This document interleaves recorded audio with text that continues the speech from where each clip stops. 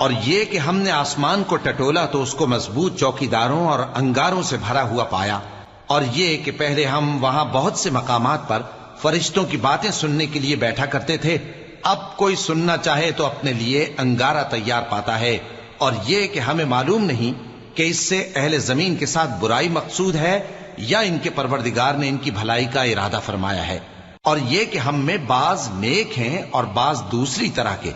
ہمارے کئی طرح کے مذہب ہیں، اور یہ کہ ہم نے سمجھ لیا ہے کہ ہم زمین میں خواہ کہیں ہوں اللہ کو ہرا نہیں سکتے اور نہ بھاگ کر اس کو تھکا سکتے ہیں۔ اور جب ہم نے ہدایت کی کتاب سنی اس پر ایمان لے آئے، سو جو شخص اپنے پروردگار پر ایمان لاتا ہے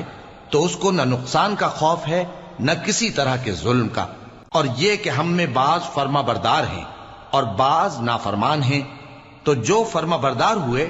وہ سیدھے رستے پر چلے اور جو نافرمان